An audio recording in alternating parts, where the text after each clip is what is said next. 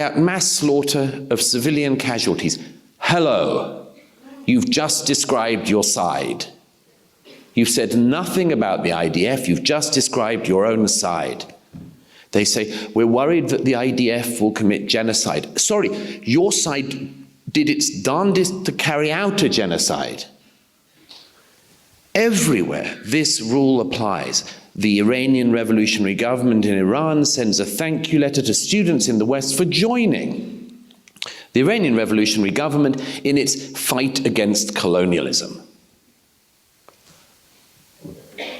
The most powerful colonial power in the region is the Iranian revolutionary government that colonized Iran since 1979 and suppressed a great people, that has colonized Iraq, colonized Lebanon, colonized Syria, colonized Yemen, and they accuse Israel of being a colonialist state. The Turkish president, my very dear friend Recep Tayyip Erdogan, President Erdogan accuses Israel of being an occupying power. And again, you get whiplash. Like, has he ever been to Cyprus? His own country, a NATO member country, still occupies half of another EU member country, Cyprus. When he accuses the Jewish state of being an occupying power, all he's doing is telling us about himself. Now, how, in this long-winded way, am I bringing it back to your question? Because one of the things that was on my mind constantly in the year and a half since the 7th was, what's it got to do with you? What's it got to do with you, the people protesting in Vancouver and Berkeley and Oxford and Sydney, Melbourne? When I was there last year, there's an anti-Israel protest. What's it got to do with you? You're in Australia. Enjoy. And you come back to this same thing, which is that apart from there are obviously Islamic fundamentalists just on the side of Hamas, there are obviously like deeply perverted, crazy people who are just on the side of Hamas. But what is this bigger thing? What is this bigger reservoir that is being spoken to? And I realize that Grossman's law applies, but requires a slight tweak, which is, what have young Western students been brought up to believe, in the Anglosphere primarily, in recent years?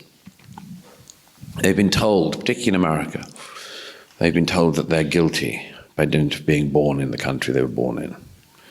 They're told that they're guilty of genocide. They're guilty of ethnic cleansing. We're told in Britain and elsewhere that we're guilty of the crime of colonialism. We're guilty of slavery, of white supremacy, and racism, and some other things. And I said in my last book, The War on the West, I said this is very, very dangerous because you're setting people up into a moral system you cannot get out of. It's a system of guilt with no possibility of forgiveness, because nobody is alive who did the thing and nobody is alive who could forgive. So all you're saying is you should live your life in an unrelenting cycle of guilt. And I knew that would burst someday, somewhere. And I think it's burst on the question of Israel. And this is why everything they accuse the Jewish state of is what they were told they were guilty of themselves. Look at these students. They are accusing Israel of genocide because they were told they themselves are guilty of genocide. They accuse Israel of being white supremacist. Have you been? They accuse it. Why? Because this is what they were accused of. This is projection on a massive scale. But Israel should not be the projection focus of deeply deluded and badly educated people around the world. That's a very key insight, that they are trapped in this unforgivable accusation. Since you sort of praised Macron earlier, we have to set the record straight.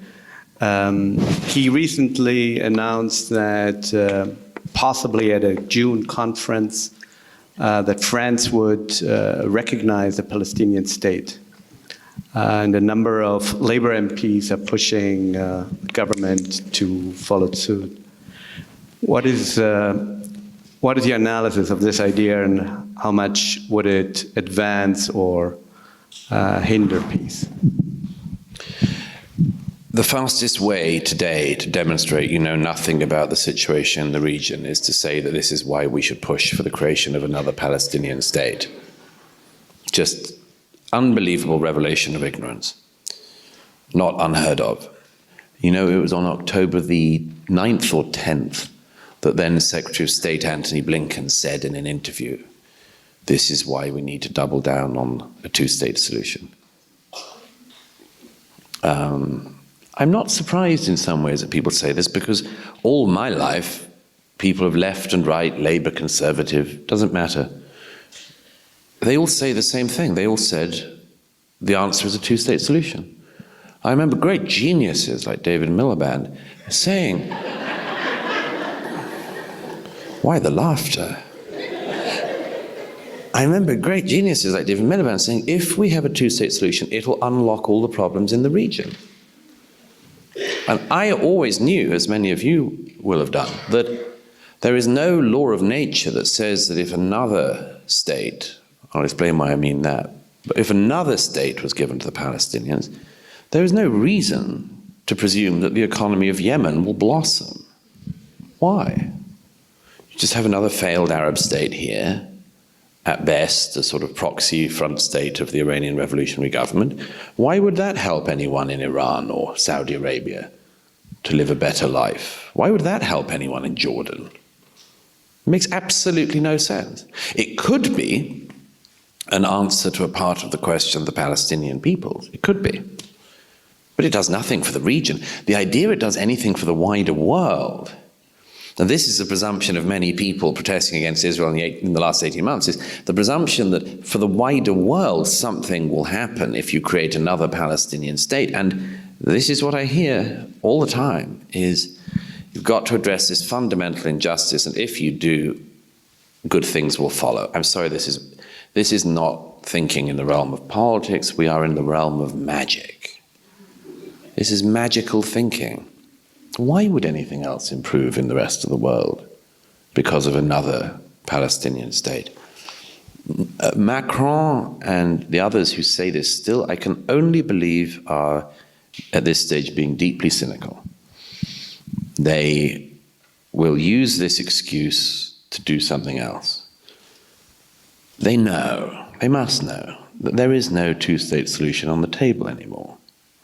Hamas destroyed it on October the 7th, 2023, because the Palestinians were given a de facto state in 2005 when not only every Jew, every Jewish body was removed from the Gaza. And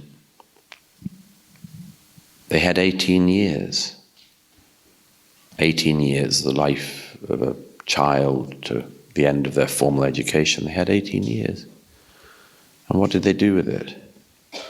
Rockets, rockets, war, war, stealing of vast amounts of wealth.